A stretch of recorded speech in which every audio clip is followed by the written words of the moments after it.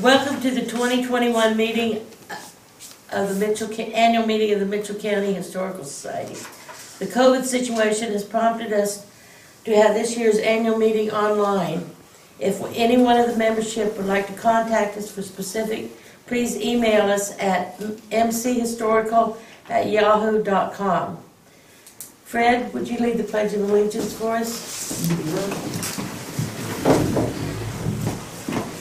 Everybody join me.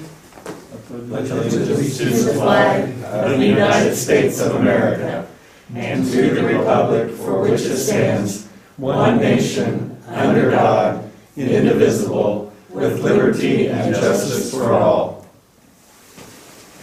Thank you. Minutes of 2020 annual meeting will be read by Kelsey Adams, Vice President. The minutes from last year in lieu of Margaret Moore, Secretary, who is unavailable.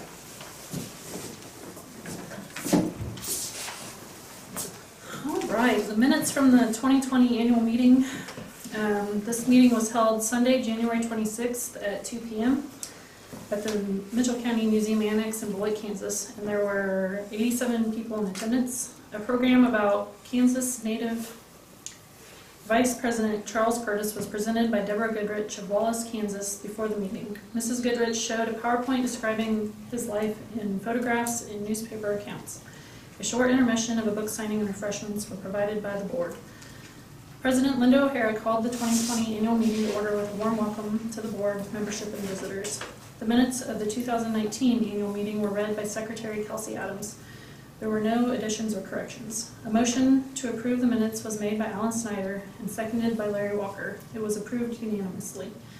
The treasurer's report was read by Treasurer Larry Walker, reporting of the good standing of the Historical Society's balance sheet. He reported at the end of December 2019, the account balances were $2,669 in museum operations account, $8,034 in the Farmers Memorial account, and $11,857 in the expansion account, reporting that the latter two accounts were funds from private donations and grants.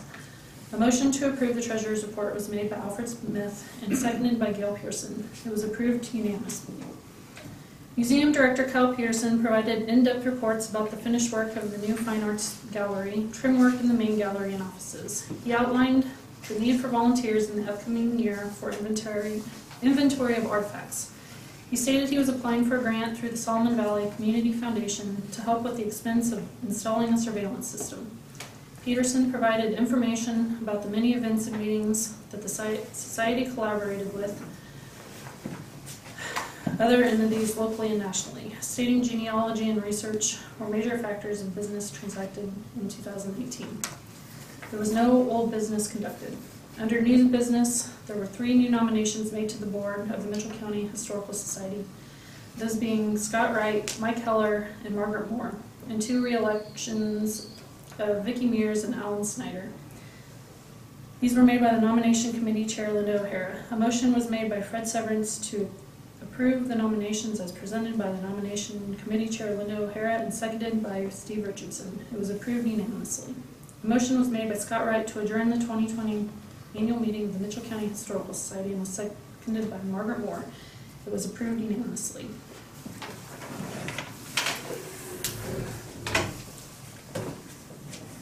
I need a motion to approve the minutes.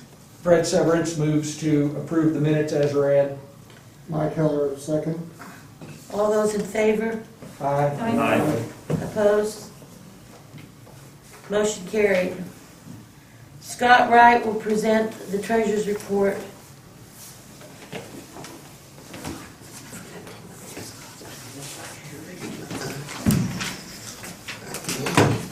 All right. Take this off so you can understand me a little better.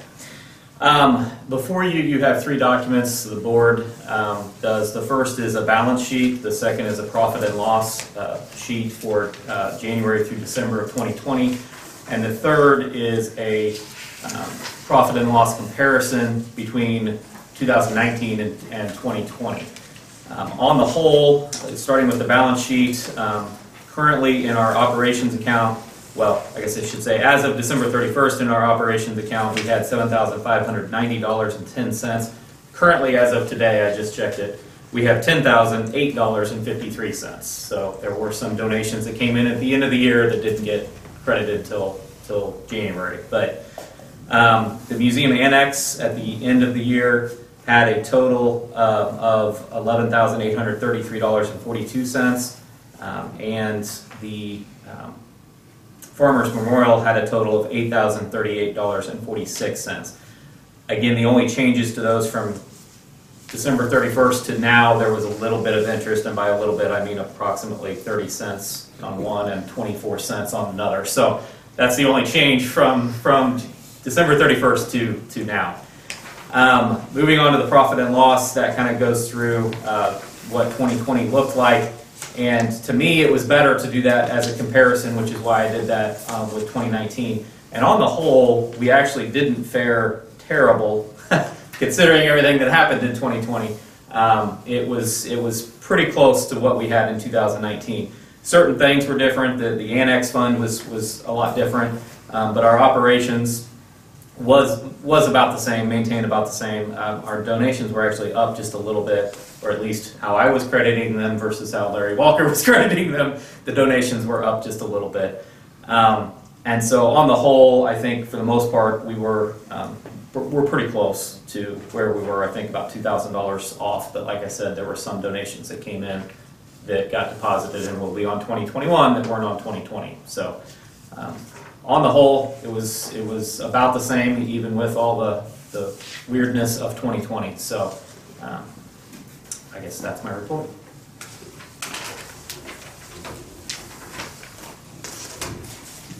I guess I should ask, does anybody have any questions?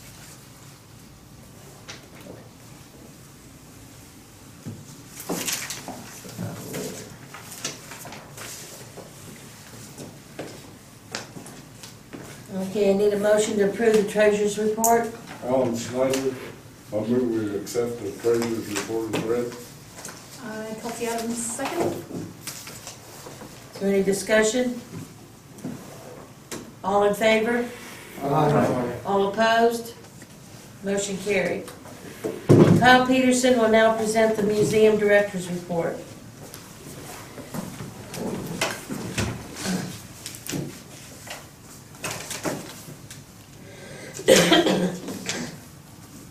Thank you, President Mears. I think as the old adage goes, history is bound to repeat itself has never been more apparent to me this year than ever before in my career and life. This past year has clearly had its challenges for the world, nation, community, and this society. Looking back on it today, it was a year to reflect on family, accomplishments, and the anticipation of coming back together to meet for future goals. I have a deep appreciation to have been able to serve this organization as executive director during this time. My appreciation is also extended to our outpouring of support by the Society's membership, Mitchell County Commissioners, the patrons with the many calls and emails that were received about connections through our newsletters, Facebook posts, research filings, newspaper articles. It was very much a comfort to our board to know that MCH's presence was appreciated during this time of social distancing. Even though history repeats itself, we learn from it, and it is being written now about how strong we are and how our community survives and thrives. It comes back to family, and how family and friends put us in a safe place to be. The proof is in the many families moving back to this area and back to our history and making it their own. You can drive down Beloit's Main Street and see this in action, by all the historic buildings being brought back, and our archives were an essential part of its process. As we come out of this pandemic, the Society wants us to not take all this time that we've had for granted, but come forward in stewardship and support us, because we have and will continue to tell the stories of our people then and now. Artifact donations were few this year, but the ones that were received will have an impact on our collection for years to come. we received Mitchell County negatives from the Jones Studios that were found in the Rock Island Railroad Museum in Fair Mary, Nebraska this past summer. This expands our ever-growing negative photographic collection and caused us to look at the need for storage. We've applied through our grant through the Solomon Valley Community Foundation to help with this project. The same foundation provided monies last year to help install the surveillance system, which we spent many months getting ready for and implementing. The facility is now fully secure, and the board and I are grateful for all the donations that made that possible. One of the biggest hurdles for the museum this last year is not to have traffic through its front door. It was a major realization that became true for most of the year. Our board, though, immediately came together and managed the situation appropriately. We conducted business via email, Zoom, and at distance meetings. We provided a safe place for organizations to meet, such as the American Legion, the Mitchell County Conservation District, and other clubs. We kept our involvement with the Kansas-Nebraska Heritage Area Partnership, which is uniting a boundary of two states with a shared, rich historical story. An organization with the potential of facilitating tourism to our own historical assets. I was able to maintain a position with the Mitchell County Tourism, the Wakanda Cultural Association, by being involved with our outdoor events this past year. Please check our Facebook site under Mitchell County Historical Society Museum to see information about upcoming events, such as our Talking Tombstones, Wakanda Cultural Association's Lake Fest, Indian Festival, and Ghost Storytelling, and Beloit's Homecoming Weekend and Millapalooza. The museum's upcoming year is focusing on how to utilize our facility in the best economical way, the best way to preserve our history, and the best way to interact with the public. Offering our educational and research services helps define the society's needs to the public as we strive to meet it in the best way possible through these challenging times. Even though the county's 150th birthday was a solemn time this last November, we look forward to celebrating other local milestones with you all very soon. The collaboration with the Mitchell County Historical Explorers Club will be a great opportunity for the membership to take part in some of the fun outdoor excursions we hope to offer when social distancing is done away with.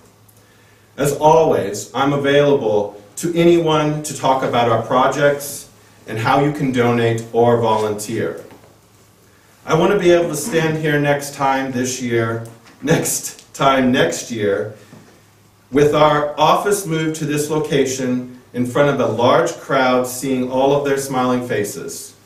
Come help keep our momentum going.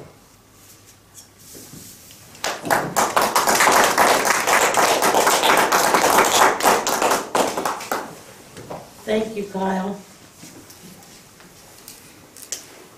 Is there any old business that needs to be conducted? Seeing none, we will move on to new business. We have 4 board member positions that are up for re-election. Can I have a motion to approve the slate of existing board members of Fred Severance, Alfred Smith, Steve Richardson, and Kelsey Adams for re-election? Madam President, Mike Heller, I so move. Gail Pearson, I second that. Is there any discussion? Or are there any other nominations from the floor?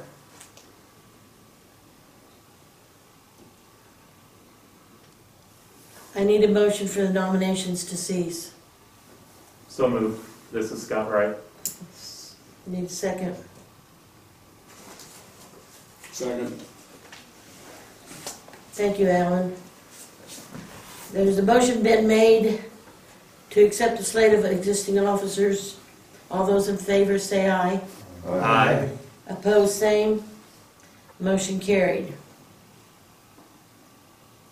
Is there any other new business?